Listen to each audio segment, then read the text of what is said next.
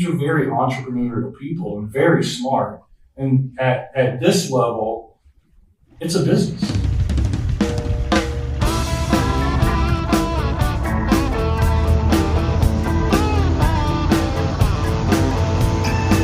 The voice there was that of Wex Fleet One's William Fitzgerald. He's over the company's anti-crime efforts that regular Overdrive Radio listeners heard about late in 2025 with excerpts from a talk he delivered at the October conference of the National Association of Small Trucking Companies around the subject of fraud. Up top, referencing just how organized the rings perpetrating a variety of scams all around the trucking industry have gotten. And the money involved, of course. Money you want to keep, whether it's a piece of a freight transaction with a broker, use of your business accounts to fraudulently buy fuel or steal freight, or one of the many other schemes you'll hear touched on in today's podcast. I'm Todd Dills, and for this Overdrive Radio episode, we're back into a small piece of the annual NASTC event for perspectives on crime around trucking from a panel convened and aimed at answering the question of just what we mean when we talk about freight fraud. Leaders around the industry tend to lump it all under that vague fraud bucket, as we saw to an extent again with news last week about the Department of Transportation's intent to utilize AI tools in their enforcement efforts to help root out various fraudulent entities in trucking. Fraudulent in a myriad different ways, of course. Keep tuned for follow-ups by that report's author, our own Overdrive executive editor, Alex Lockie, as he keeps ears to the ground for DOT responses to follow-ups out to the department. It was one woman's work on one old but ever-evolving issue, that of quote-unquote reincarnated or chameleon carriers gaining authority over and over and over to outrun safety record issues. It was that issue that in important ways got NASTC President David Owen thinking more closely about how his association might help small carriers of all stripes with education about and mitigation of all of these issues. Owens brought writer and researcher Daniel Chaffin into NASTC as a senior sales engineer. Following her work mapping out numerous carriers and brokers she was able to link to each other in the registration system, as others like fraud vigilante Dale Prax have done as well, clearly seeing the patterns of misrepresentation bad actors utilize. In enforcing the rules against such entities, FMCSA too often tends to be simply reactive. A bad crash happens, they quickly figure out that the employing carrier has reincarnated several times and then shut them down. That was the case with the triple fatal crash of Harjinder Singh that spurred the DOT's move on non-domiciled CDLs. FMCSA shut down his employing carrier almost immediately after that crash came to light. When it comes to recognizing a chameleon-type operation before such a disastrous event could occur, it's heartening to see DOT leaders at least paying lip service to putting systems in place to potentially better see it, assuming they technically work, of course. For all the focus on CDL drivers, non-domiciled or not, but who are involved in some of the worst, most disastrous wrecks, all are employed somewhere. And there's no shortage of analysis showing many of those employers are running around the normal things good carriers, small, large, and in between, have to do to avoid running roughshod over or around the rules, have to do to build business to really sustain. Chameleon-type operations, though, represent but one of the myriad types of frauds that are perpetrated on legitimate truckers and the American public at large. After the break, we'll dive in with NASTC President David Owen setting up the panel to run through a variety of schemes and some ways to tackle them head-on, or prevent them from ever happening in the first place. Winter doesn't wait, and neither should you. Treat now with Howe's Diesel Treat to prevent your fuel from gelling, and keep using it at every fill-up this winter to make sure you're always running strong when the cold sets in. But if you waited too long to treat your fuel and get hit with a winter emergency, Howe's Diesel Lifeline works fast, reliquefying gelled fuel and de-icing frozen filters to get you moving again. Stay prepared with complete winter readiness from Howe's. Prevention and rescue trusted by drivers everywhere, because downtime isn't an option. You can find more information about Howe's full line of fuel treatments at howesproducts.com. As noted, it was a story by then freelance writer Daniel Chaffin, now part of NASTC in addition to outside efforts, that caught David Owen's attention to this key point about painting fraud issues with too broad a brush. He summarized that story's conclusions this way. We throw the term freight fraud around, but if everything is freight fraud, then nothing is. And that got my attention. I read her article and we started talking. And she makes a good point. If you don't dwell down into the 25 or 30 different ways they can get to you, you're really not going to be, if you lump them all into a big category and stir the pot, we'll never get anywhere as far as fighting is concerned.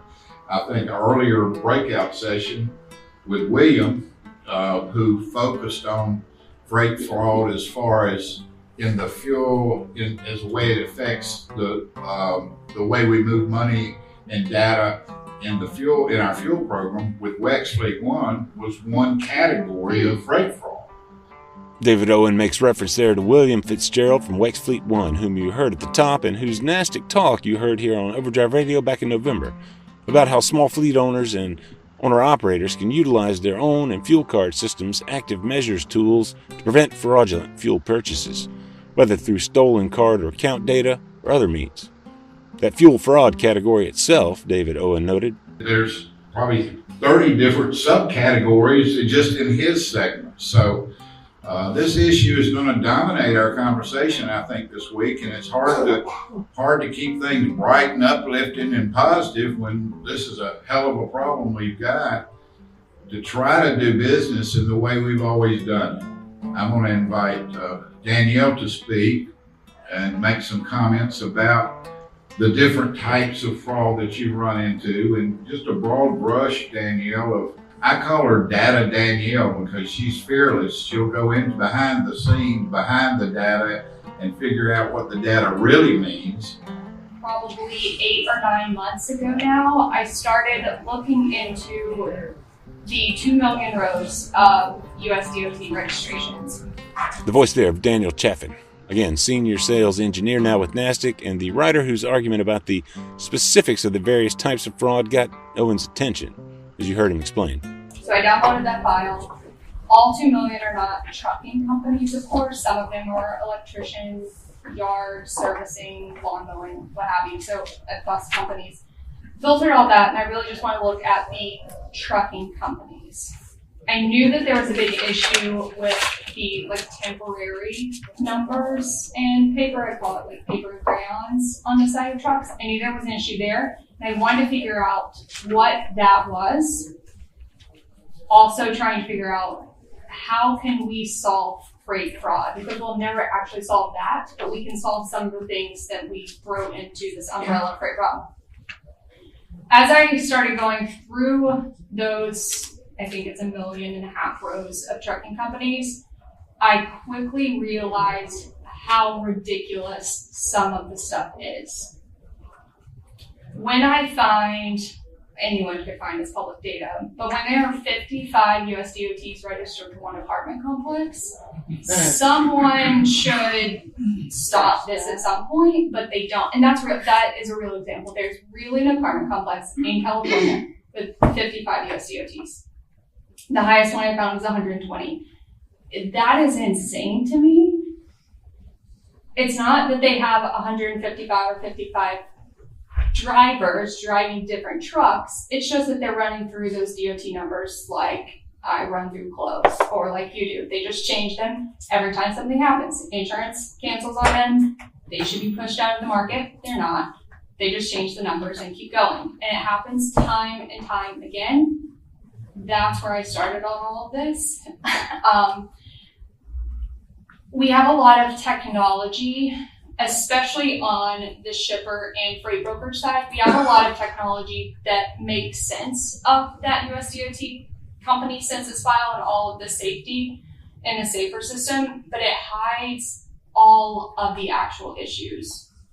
And so for the shippers and freight brokers, they see from like a spreadsheet manner, is this carrier good or bad? And then they go on. Well, those carriers that are running through DOTs, the new DOT looks great, but the 12 that came before that look awful. And there are a lot of technologies that aren't connecting the dots there. So it's hiding all of those issues, and that's what I wanted to bring to light when I started all this. And then as I kept going, it just kept getting worse. It was like the more I dig, the more I find, the more I dig, the more I find, and I'm still mad at the end. Thankfully, my goal was not to reach the trucking community. Everyone knows pretty much what's going on, but it was to reach everyone outside the trucking industry to help them realize what's going on here, because trucking affects everyone that drives a vehicle or expects things to show up in a store. Chaffin's, of course, making reference there to the expanding but certainly not new issue of so-called chameleon carriers, gaming the federal interstate carrier registration system, likewise the insurance marketplace, to escape compliance oversight, sometimes with deadly results. Such carriers were the at-fault parties in both the Hope Trans disaster in Texas and the White Hawk Carriers crash, non-domiciled CDL driver Harjinder Singh last year, which I mentioned earlier, and which spurred federal emergency action on non-domiciled driver eligibility. The DOT's recent announcements about utilizing back-end artificial intelligence to potentially sharpen enforcement efforts against these kinds of carriers hold some promise of enforcement success against the businesses responsible for the problems, yet time will tell on that score. I'd certainly be willing to bet most insurers are more closely scrutinizing affiliate entities for anyone seeking a policy these days, at the very least. Regular Overdrive Radio listeners have heard the next voice here speaking to fraud issues in brokered freight markets within the last year. It's that of Kathy DeSalle, whose long career was spent with the Ansonia Transportation-Focused Credit Bureau and Orange Commercial Credit Factoring Company. She expanded on Chaffin's example to emphasize the evolution of fraudsters from one-off actors to organized rings that are using and abusing the digital networks to their advantage. Ways to tackle it, as she emphasized here, will necessarily be getting back to your vetting basics when it comes to those with whom you're doing business, but also using new search tools in that work as an assist in some instances. The lines are so blurred now between theft and fraud. Back when I started in factoring in the early 80s, there was maybe somebody would steal some freight out of a warehouse, and it was just like 1Z and 2Z things of bad guys, and then it slowly evolved, and like in the 90s is when we started seeing kind of what you were addressing. There was a group of like north of LA and the Glendora, like we knew all the cities, and it was mostly like an Armenian group. And this year now they finally busted. It turned out there were like two warring Armenian crime syndicates that were battling for that particular territory. But what we're finding now in fraud more so the last 2 years is what we're seeing on the factoring side. And I think even like these smaller carriers are going to find that when they get popped, it isn't just some Joe Schmo that just woke up and decided they wanted a few extra bucks. It's these syndicates like this Armenian group and the underwriting at OCC. I went back and sat since I've been retired first. I went back and moved around the various desks just to see how much has changed for my presentation. And one of the underwriters opened up her screen and she had just this library of driver's license from fraudulent applications. And what was startling is you can see that it is like more very organized, they're very strategic. They always require a driver's license for an application process, but the backgrounds that they put these driver's license on, there's 8 or 10 of them that they've received over a course of 6 or 8 months on the same carpet. You can tell it's a tan carpet, cool ground, and then sometimes they use this faux wood back. But it's evident that these are people that aren't just trying to form pop one guy, that they're going after the masses. And the other thing that the factor's seeing now, when you think about them handling a couple hundred carriers, sometimes they'll go in the morning. They have what's called a credit queue. So as anybody that's factoring, if they want to check a debtor, they can go onto OCC's portal and put the name of that broker, whomever they wanted, credit check.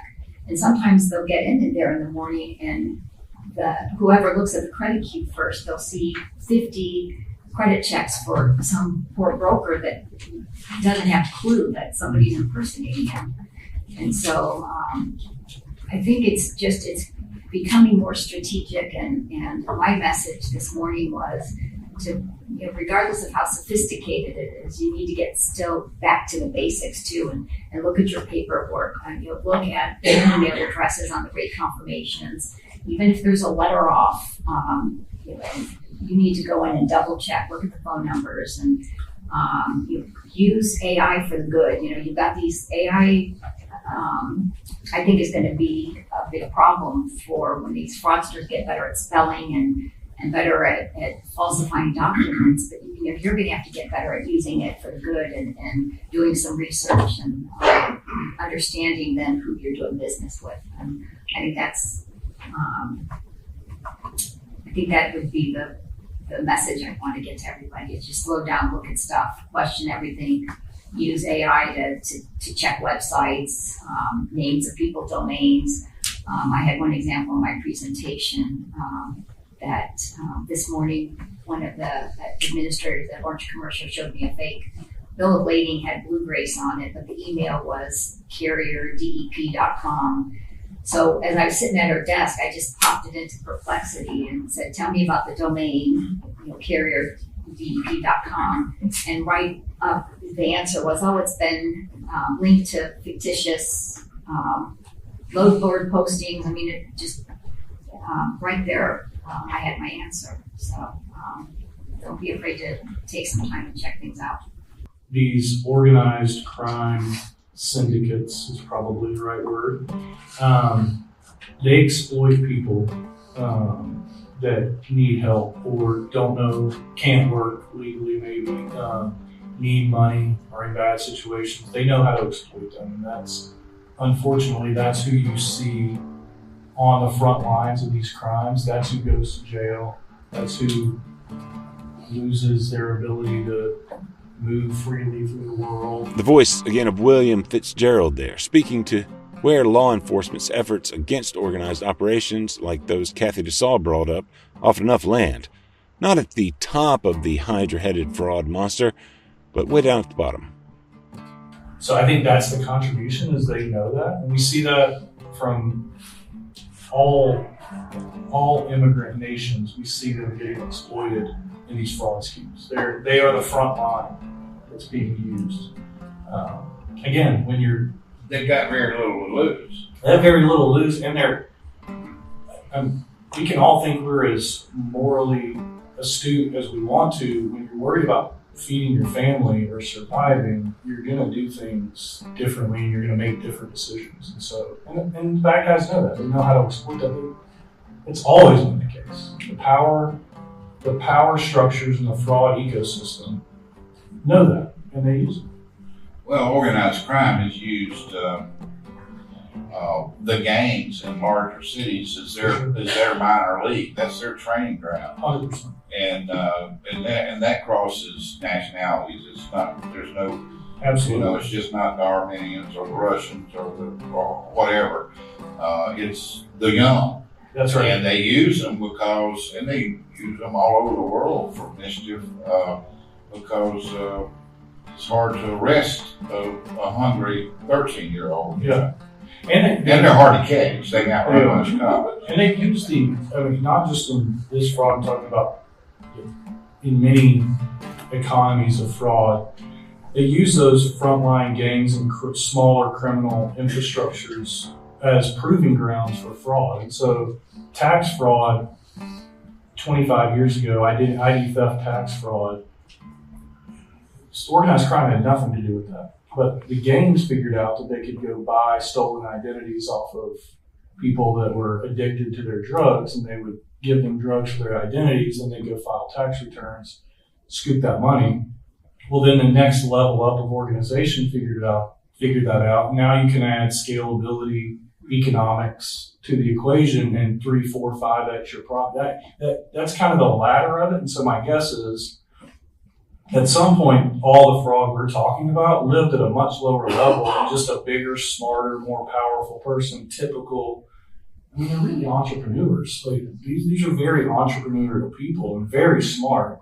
And at this level, it's a business. It's no different than your business. I haven't thought about this until listening to you talk. But today, when I woke up this morning, legalized gambling has infiltrated and possibly ruined professional sports.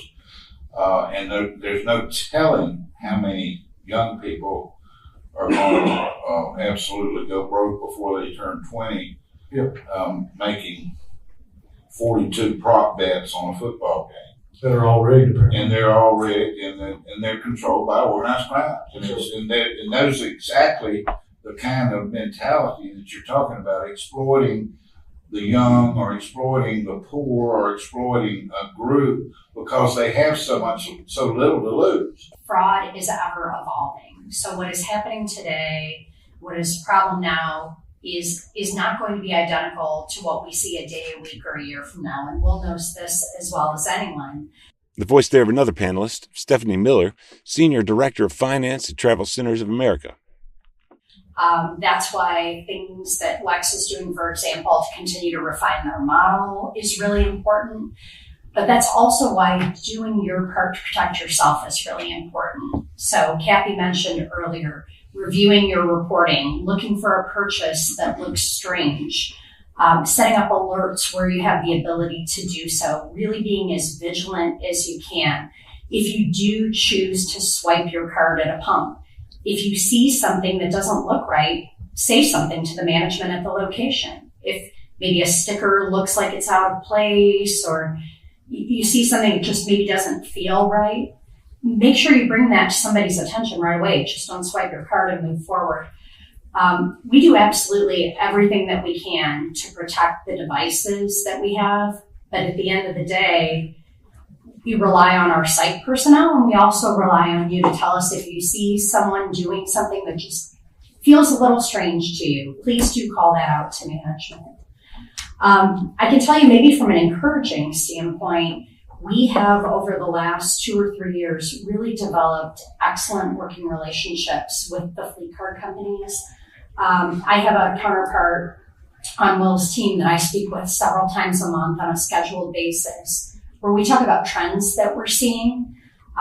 Those conversations have actually resulted in changes that we've made either to our point of sale system or in some cases to our mobile app that we are confident have reduced fraud that we had previously seen occurring. And, you know, if there are odd things that someone on your team sees, they reach out right away. They don't wait for that twice monthly call. They either set up a conference call or send an email right away so that we can be advised of those trends and try to react. So I guess if there's something positive that I can say, it's that unfortunately these losses have all brought us closer together. And I think those working relationships will continue to benefit all of us into the future. Tom Robertson of Prepass expanded on Stephanie Miller's emphasis there on efficacy in collaborative partnerships between service providers out at the truck stop, fuel card purveyors on the back end, and customers then to turn the conversation toward enforcement, and the importance of having the tools in place to effectively recognize and then help authorities prosecute any sort of fraud with the help of location and or other data, whatever the case may be. A lot of the ammunition to fight back on that is kind of slowly being put in there. Again, all aspects of it, especially specifically trucking. Conversations with David over the years is, keep Big Brother out of my business, keep the technology out of my truck, let me do my job. Except a lot of that technology is ultimately what's going to protect the business, and what, even more importantly, protecting you, it's going to allow for that enforcement, right? So the data, it's incumbent upon you to really, and it's been mentioned a couple times, you got to review the data. You have more access. You have access to more data than you've ever had before in your operation, right? But you have to have that in digestible formats, right? You have to be able to see what's affecting my business, what's being implemented, what does my business look like today, what are these charges, what are these cuts? Like, have a really good understanding of it, and then the data will help you identify where there's a problem, hopefully early on in the process, right? And technology just like the GPS, right? In our industry, specifically with Prepass, a couple of things. One would be kind of toll fraud, which is still, it's old-fashioned technology. It's still a device with an RFID technology. It's sitting there. However, that device could be anywhere. You don't know where it is, and if it is anywhere, it's still going to toll, and whoever owns it is going to get the bill, right? So and if you don't, this is what we talk to our customers about. That again, the larger the customer, the more apt they are to not necessarily have a good handle on this kind of thing. But, it's thousands of dollars a day in tolls if you're not aware of what's going on. But we do provide the data, and we're constantly adding in adopting different technologies. We talked today about leveraging GPS as a way for the platform to identify when a toll doesn't mirror the registered truck, it's going to get flagged in the system. That's great. It's simple, and it's leveraging technology that exists. That's not that complicated, and it should get picked up. That's just kind of one example. Does that prevent or mitigate what was happening, where actually people were parking and kidnapping the data on the back of a car and charging and having the money directed somewhere else? Well, it wouldn't necessarily stop it, but it would only be able to continue for a short period of time. Okay. Right? Because they would, as soon as someone recognizes it, which could be same day, right? Depending if they're aware of it, it gets caught a lot sooner. The technology allows it to be flagged a lot sooner, and then it provides more evidence to get the bad guys, right? I mean, there's a lot more detail in there as opposed to just a crime where you just like, I don't know what happened, I'm out all this money.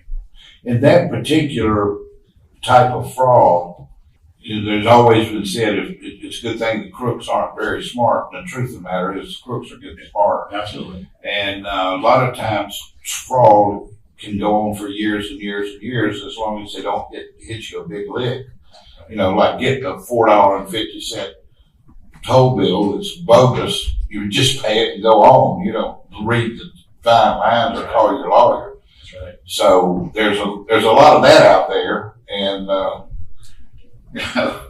maybe we should encourage them all just to take little bitty bites, and we have death by 1,000 bites. Well, it is. I think as I said before, as the technology advances, it's going to it should make it more effective to figure out who the bad actors are, right? So just talking about tolling on, everyone's been aware of, way stations and what the intent is. It's all about highway safety. But it's also about, giving a benefit to the drivers and the fleets, the carriers who do the right thing. They don't have to stop. But ultimately, it's designed to get those trucks, the drivers off the road that shouldn't be on the road, right? It's really a safety slant. If something wrong with the truck, let's get it off. It's a safety issue, right? It's a public safety issue. But it's also the fact of if it's a fleet that shouldn't be out there, then let's get them off. And if the technology is, there are trials going on right now where that whole process is going to ultimately be virtual.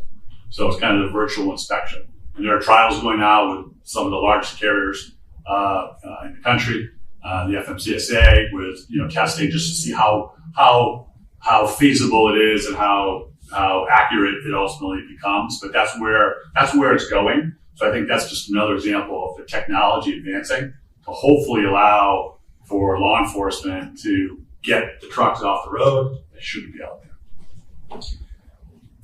One of the most nauseating types of fraud that's going on in trucking today has to do with the insurance angle. And all of our carriers have 2 or 3 levels of regulatory people. We're all regulated by not just the federal government, but our insurance carrier. They talk about hiring 18-year-olds. Well, in our environment, you can't hire a 22-year-old. You got to wait at least 3 years in the industry. You got a lot of experience before the insurance company, before you can pass the test that the insurance company puts up.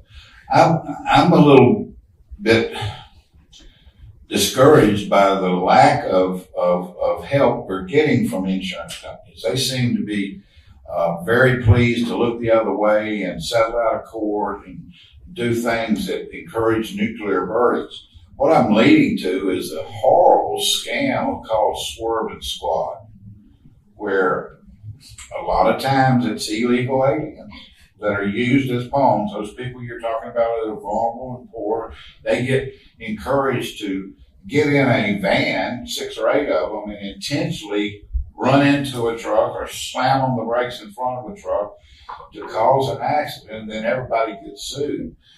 Well, we happen to catch an outfit, I say we, I guess the industry along with the FBI, catch an outfit that had been doing Swerve and Squat stuff for probably 20 years or more down in New Orleans. And they eventually indicted like 65 people. They included insurance people, lawyers, judges, in addition to the people that were taken advantage of. And I don't think anybody ever got killed, but it led to hundreds of millions of dollars of erroneous settlements by the insurance company, and put some trucking companies, it may not have put them out of business, but it crippled them up pretty good. And I just read, and this thing's been going on, this case has been going on for 5 or 6 years now. NASTC President David Owen is right on that. The sentencing of dozens easily in that organized staged accident scheme in and around New Orleans have been dripping out as they are convicted now over several years. Search Staged Accident Scheme at overdriveonline.com to find the full breadth of the charges and convictions there. And the verdicts that are coming down, they got these guys. They know they did it. They admit doing it. They made lots of money doing it, and yet they're going to do a little time at the country club. Did I cheer y'all up with that? That sounds like a PR or a case study for a safety solution, a dash camera advertisement, right? You said, it was so resisted in the industry for so long. However, it's starting to become, a way for the carriers to mitigate themselves from liability, right? Especially when you have 360 cameras instead of just dash. There's no question that every long-haul trucking company should have forward-facing cameras in their car. But if they want to hire good people to drive their trucks, they won't have inward-facing cameras. That's my opinion about that. That's my story, and I'm sticking to it. Regardless of how much flack you get from the camera people about how this is a good thing, that's an invasion of privacy that I can't tolerate. David Owens long drawn a line in the sand on in-cab driver-facing cameras like many an owner-operator, yet I do know some independents who use them. Likewise, the more 360-degree, round-the-truck views offered by a growing number of systems out there, mentioned there by Tom Robertson as well. In any case, let the discussion be just yet another reminder of the ever-shifting, hydra-headed fraud monster that's only been growing in organization and sophistication over the years, whatever particular scam or infiltration we're talking about. Spend some time with Overdrive's long ongoing coverage of ways to spot ID theft and mitigate against cargo theft, to stop email phishing, voice vishing, and text smishing scams, and so much more at overdriveonline.com, particularly in the myriad chapters of the Partners in Business Self-Help Playbook for a career with an owner-operator business. Find some resource links in the show notes wherever you're listening. Overdrive Radio is on all the podcast platforms, from Spotify and SoundCloud to Apple Podcasts and YouTube, Overdrive's Facebook page, and many more. Leave us a review there if you're enjoying these. Big thanks in advance for it. Big thanks for listening, as always. Overdrive Radio is a production of Overdrive, the voice of the American trucker. It's edited and produced by me, Todd Dills, with the acoustic guitar and other support of trucker-songwriter Long Haul Paul Marhofer. The theme is Legend of the Snake Man by Marhofer, featuring the guitar work of Travis, the Snake Man himself, Whammick. Terry Two Socks Richardson on bass, keys by Tishomingo Jim Whitehead, and on drums, Andrew Marshall. The podcast is backed up further by Overdrive's own social media coordinator Jasmine Campbell, senior editor Matt Cole, executive editor Alex Lockie, and video editors Lawson Russell and Andrew Gwynn. See you next time.